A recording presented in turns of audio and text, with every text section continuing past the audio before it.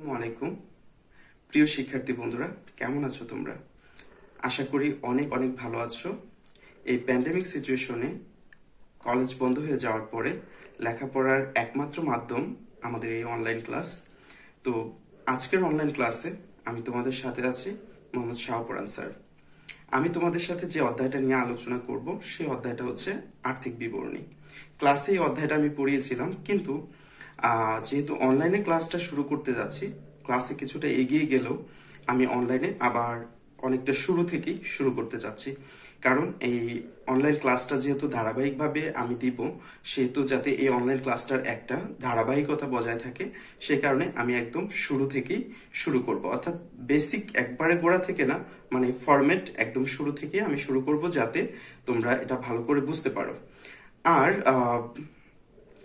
Class শুরু করার আগে তোমাদেরকে বলে নিচ্ছি যে তোমরা যে যেখান থেকে এই ভিডিও ক্লাসটা দেখতে পাচ্ছ, তারা তাদের জায়গার নামটা লিখে কমেন্ট করো। যারা হোস্টেলে আছো হোস্টেলের নামটা লিখে কমেন্টস করে দাও, আর যারা গ্রাম থেকে দেখছো তারা গ্রামের নামটা কমেন্টসে লিখে দাও। আর যেহেতু আমার ক্লাসের রুল ছিল যে আমাকে প্রশ্ন করলে বা আমার প্রশ্ন উত্তর দিতে পারলে একটা চকলেট গিফট করব, তো অনলাইন ক্লাসে সেটা হচ্ছে না। তবে যারা আজকের ক্লাসটাকে শেয়ার করে দিবা তাদেরকে আমি লিস্ট করে রাখবো, এবং যখন কলেজ খুলে দেওয়া হবে তখন একটা করে চকলেট দিয়ে দিব। তো আজকের একটা শেয়ার সমান একটা চকলেট। তবে একজন ব্যক্তি একাধিক শেয়ার করলে একটা চকলেটই পাবে। তো চলো আমরা ক্লাসটা শুরু করি। আমরা আজকে আর্থিক বিবরণীর প্রথম পার্ট, বিশদ আয় বিবরণীর প্রথম পার্টটা দেখব। তো বিশদ আয় বিবরণী করার ঘরটা হচ্ছে এরকম। আমাদের একটা বিবরণের ঘর লাগবে, তিনটা টাকার ঘর লাগবে।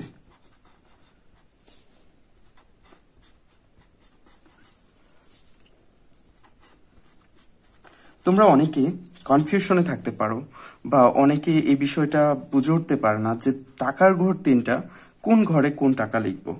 এটা আসলে প্র্যাকটিসের বিষয়। প্র্যাকটিস করতে করতে তোমাদের এই বিষয়টা আয়ত্তে চলে আসবে যে কোন ঘরে কোন টাকাটা লিখবো। তো আমি একটা ক্লু তোমাদেরকে দিয়ে দিই যে কোন ঘরে কোন টাকাটা লিখবে। এই ঘরটা হচ্ছে সমন্বয়ের জন্য। সাধারণত কোনো একটা হিসাবের যদি বকেয়া বা অগ্রিম থাকে তাহলে এই ঘরে লিখবে, আর বকেয়া অগ্রিম সমন্বয় করার পরে এই ঘরে আসবে রেজাল্টটা। যদি বকেয়া অগ্রিম না থাকে তাহলে তোমরা সরাসরি এই ঘরটাতে লিখতে পারো। আর সব হিসাবের মানে প্রত্যেকটা পার্টের ফাইনাল রেজাল্টটা যাবে শেষ ঘরে। তো বিশদ আয় বিবরণীর প্রথম পার্ট হচ্ছে মোট লাভ। আমরা আজকে মোট লাভ নির্ণয় করা শিখব। তো মোট লাভ নির্ণয় করতে গেলে আমরা জানি যে বিক্রয় থেকে বিক্রিত পণ্যের ব্যয়কে বাদ দিতে হয়। তাহলে প্রথম যে আইটেমটা বিশদ আয় বিবরণীর, এটা হচ্ছে বিক্রয় আয়। এখানে সেবা আয়ও আসতে পারে। আমি সেবা আয়ের আইটেমটা নিয়ে পরে আলোচনা করব, বা সেবা দানকারী প্রতিষ্ঠানের বিষয়টা নিয়ে পরে আলোচনা করব। সাধারণত ক্রয় বিক্রয়কারী প্রতিষ্ঠানের হিসাবে প্রথমে বিক্রয় আয়টা চলে আসে। তো বিক্রয়ের সাথে অনেক সমন্বয় হয়। তো সেই হিসাবে আমরা এই বিক্রয়টাকে এখানেও লিখতে পারি, আবার এখানেও লিখতে পারি, কারণ বিক্রয়ের একটা ফাইনাল রেজাল্ট আসবে যেটা এই ঘরে চলে আসবে। তো বিক্রয়টাকে আমি এই ঘরে লিখব। বিক্রয়ের সাথে কিছু সমন্বয় আছে। এই বিক্রয় আয়টা আমি সরাসরি টাকার ঘরে লিখতে পারবো না, ফাইনাল ঘরে যেতে পারবো না। আমার কিছু সমন্বয় আছে। বিক্রয়ের সাথে কি কি বিষয় সমন্বয় হয় আমি ক্লাসে আলোচনা করেছিলাম। তোমরা চাইলে কমেন্ট সেকশনে লিখে দিতে পারো কি কি বিষয় সমন্বয় হতে পারে। তো বিক্রয়ের সাথে যেটা প্রথমে হতে পারে সেটা হচ্ছে বিক্রয় ফেরত। বিক্রয় ফেরত, বিক্রয়ের সাথে বিক্রয় ফেরত সমন্বয় হবে। এটা বাদ যাবে। তো যেটা বাদ যায় এটা আমরা বিয়োগ আকারে লিখে এটাকে ব্র্যাকেট চিহ্ন দিয়েও দেখাতে পারি। তারপর যোগ হবে অলিখিত বিক্রয়।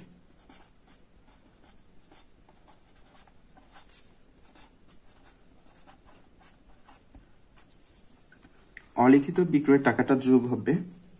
তারপর মনে করো যদি বাট্টা থাকে, বিক্রয়ের উপরে যদি কোনো বাট্টা থাকে তাহলে এই বাট্টাটা বাদ যাবে। তারপর যদি মুনাফাবিহীন বিক্রয় থাকে, মুনাফাবিহীন বিক্রয় থাকলেই হবে না, মানে সমন্বয়ে যদি থাকে মুনাফাবিহীন বিক্রয় বিক্রয়ের অন্তর্ভুক্ত আছে, তাহলে সেটা বাদ দিতে হবে। মুনাফা বিহীন বিক্রয়, এই মুনাফাবিহীন বিক্রয়টাকেও আমরা বাদ দিব। আবার যদি বিক্রয়ের মধ্যে এমন কোনো আইটেম থাকে যেটা বিক্রয় বলে নিশ্চিত হওয়া যায়নি, অর্থাৎ বিক্রয়ের সাথে যা যা সমন্বয় করা প্রয়োজন আমরা তা সমন্বয় করতে হবে। ভ্যাট যদি থাকে তাহলে এই ভ্যাটকে আমরা বাদ দিব। ভ্যাট ইংরেজিতে VAT, ভ্যাট। যারা যারা VAT এর মানে জানো, অর্থাৎ VAT দ্বারা কি বোঝায় তারা কমেন্ট সেকশনে লিখে দাও, আর আমি একটু পরেই বলে দিচ্ছি এটার মানে কি। ভ্যাটটা বাদ যাবে। বাদ যাওয়ার পরে যে ফলাফলটা আসবে সেটাই হচ্ছে আমার মূল বিক্রয় আয়। এই যে বিক্রয় আয় এক্স্যাক্টলি কত সেটা এই সবগুলা যোগ বিয়োগ করার পরে আমরা পাবো। আমরা বিক্রয় আয়ের রেজাল্টটাকে এই ঘরে লিখে ফেলব। এবার বিক্রয় আয় থেকে আমরা বাদ দিব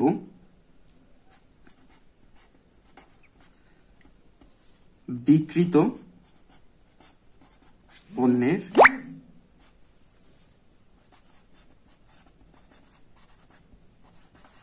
ব্যয়কে। বিক্রিত পণ্যের ব্যয় হচ্ছে যে পণ্যটা আমরা বিক্রি করলাম সেই পণ্যটার জন্য আমার কত খরচ হলো।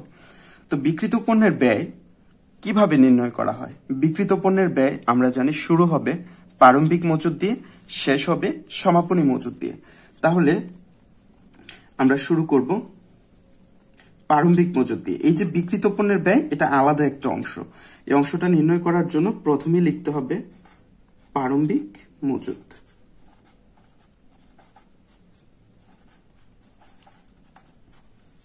মজুত পণ্য হইতে পারে কথাটা প্রারম্ভিক মজুত পণ্য।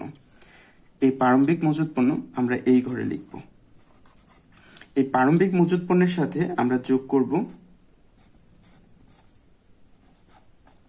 ক্রয়কে।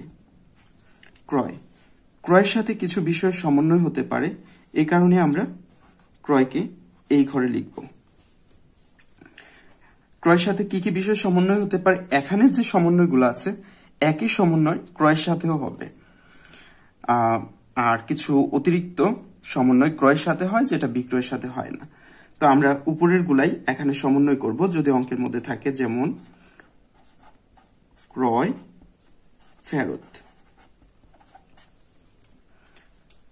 ক্রয় ফেরত হচ্ছে এটা আমরা বাদ দিব, ব্র্যাকেটে লিখব। ক্রয়ের পরে আর কি ফেরত কি হতে পারে? যোগ করে দিতে পারি অলিখিত ক্রয়কে।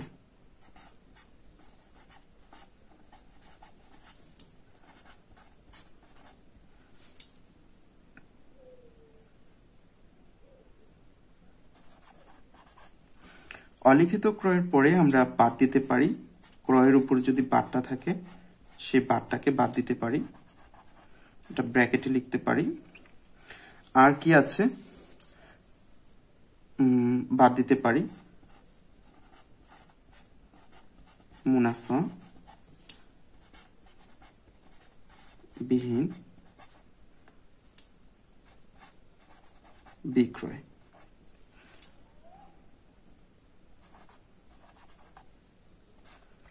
মুনাফাবিহীন বিক্রয় ক্রয় থেকেও বাদ যাবে, বিক্রয় থেকেও বাদ যাবে। কেন দুই জায়গা থেকে বাদ যাবে এটা নিয়ে আমি আলাদা এক্সট্রা একটা ক্লাস করব।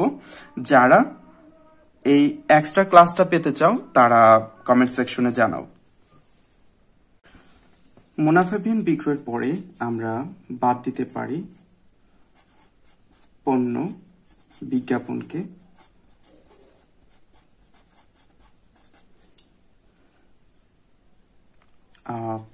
আবার বাদ দিতে পারি আগুনে বিনষ্ট পণ্য।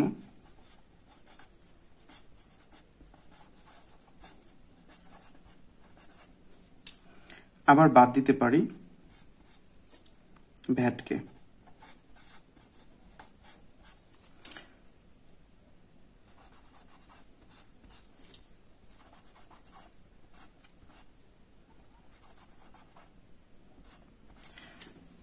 ভ্যাট আগুনে বিনষ্ট পণ্যের আগে বাদ যাবে না, পরে বাদ যাবে। এইটা নিয়ে কনফিউশনাল একটা বিষয় আছে, আমি এটা নিয়ে পরে ডিসকাস করব।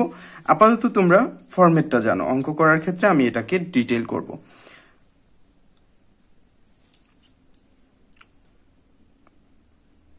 এবার ক্রয়ের একটা ফলাফল আমরা পেয়ে যাব। ক্রয়ের ফলাফল পেয়ে যাওয়ার পরে আমরা এখানে ক্রয় সংক্রান্ত খরচ বা প্রত্যক্ষ খরচগুলোকে যোগ করতে হবে।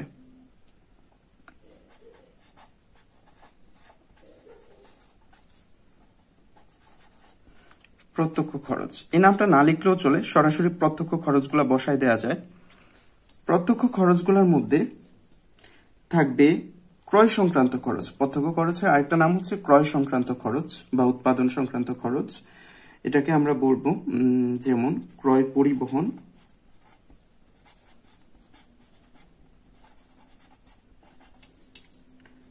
মজুরি। ক্রয় পরিবহনকে আমরা আচ্ছা, ক্রয়ের যে ফলাফলটা, এই ফলাফলটাকে আমরা সরাসরি এই ঘরে লিখব, কারণ এটা একটা ফলাফল, এগুলার যোগ বিয়োগের ফলাফল এটা সরাসরি এই ঘরে যাবে। এবার ক্রয় পরিবহন আমরা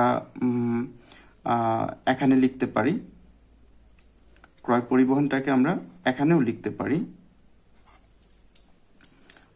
তারপরে হচ্ছে মজুরিটা আমি এখানে লিখলাম, এটার একটা কারণ আছে। ধরে নিলাম যে ক্রয় পরিবহন এটার কোনো সমন্বয় নাই, কিন্তু মজুরির যদি সমন্বয় থাকে, মনে করো বকেয়া আছে, তাহলে আমরা এটার সাথে যোগ বকেয়া নিব। তার মানে আমরা জানি বকেয়া অগ্রিমগুলো এই ঘরে আসে, তো বকেয়া থাকলে এই বকেয়াটাকে এটা যোগ করে এই ঘরে আনবো আমরা। তো ক্রয় পরিবহন, মজুরি, এটার সাথে বকেয়া দিলাম। আর কি আছে ক্রয় সংক্রান্ত খরচ? আর থাকতে পারে আমদানি শুল্ক,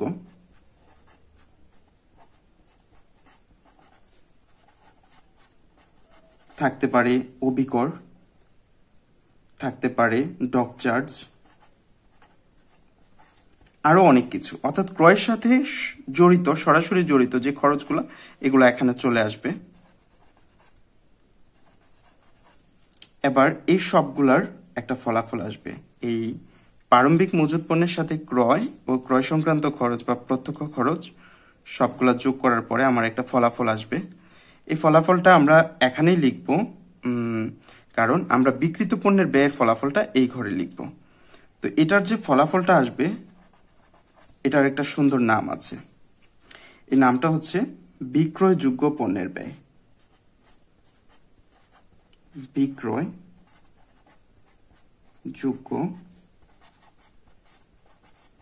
পণ্যের ব্যয়। এবার আমরা জানি যে প্রারম্ভিক মজুত পণ্য দিয়ে বিক্রিত পণ্যের ব্যয় শুরু হয় আর শেষ হবে সমাপনী মজুত দিয়ে। তাহলে আমরা এখান থেকে বাদ দিব সমাপনী মজুত পণ্যকে। সমাপনী মজুত পণ্যটা যখন আমরা বাদ দিব, তখন আমরা এই পেয়ে যাব বিক্রিত পণ্যের ব্যয়। এই যে বিক্রিত পণ্যের ব্যয়, যে কাঙ্ক্ষিত রেজাল্টটা খুঁজতেছিলাম, এটার সাথে সবগুলো যোগ করার পরে সমাপনী মজুত পণ্য বাদ দিলে আমরা যেটা পেয়ে যাব সেটা হচ্ছে বিক্রিত পণ্যের ব্যয়। এটা আমরা এখানে ছোট করে লিখে দিতে পারি যে বিক্রিত পণ্যের ব্যয়, এটার নাম দেওয়ার পরে এটা আমি কি করব, এই বিক্রিত পণ্যের ব্যয়টা বাদ যাওয়ার কথা, এটা কিন্তু বিক্রিত পণ্যের ব্যয়ের রেজাল্ট। এবার এই রেজাল্ট থেকে এই রেজাল্টটা যখন আমি বাদ দিব, যে ফলাফলটা আসবে সেটার নাম হচ্ছে মোট লাভ।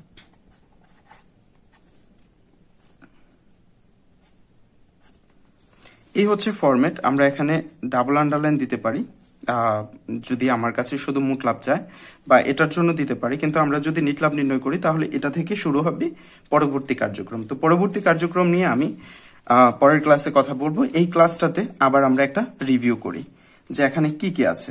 আমাদের এই প্রথম কাজ হচ্ছে মোট লাভ নির্ণয় করা। মোট লাভ নির্ণয় করতে গেলে আমরা প্রথমে বিক্রয় আয়টাকে বের করব। বিক্রয় আয় থেকে এই বিক্রিত পণ্যের ব্যয়টা বাদ দিব। এই বিক্রয় আয়টাকে আমার বের করতে হবে। তোমরা চাইলে একটা স্ক্রিনশট নিয়ে নিতে পারো, এটা থেকে একটা স্ক্রিনশট নিয়ে নাও। বিক্রয়ের মূল আয়টা আমরা বের করব, এটা থেকে বাদ দিব বিক্রিত পণ্যের ব্যয়। এই বিক্রিত পণ্যের ব্যয় শুরু হবে প্রারম্ভিক মজুদ দিয়ে, শেষ হবে সমাপনী মজুদ দিয়ে, মাঝখানে আসবে ক্রয়। এই ক্রয় এবং প্রত্যক্ষ খরচ, এই দুইটা আইটেম আসবে।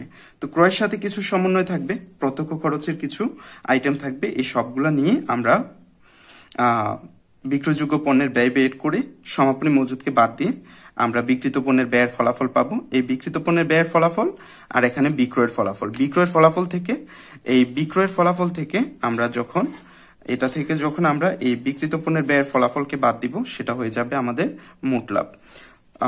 এখানে এইভাবেও বলা চলে বিষয়টা, যদি এটা হয় ক আর এই বিক্রিত পণ্যের ব্যয় হয় খ, তাহলে মোট লাভটা হচ্ছে ক বিয়োগ খ। অনার্স সেকশনে গেলে তোমরা অনেকটা এইরকম টার্ম দেখতে পাবে যে ক খ বা এবিসি দিয়ে রাখছে। আপাতত তোমাদের ক খ দিতে হবে না। আর একটা বিষয় বাকি ছিল, এটা হচ্ছে এই ভ্যাট।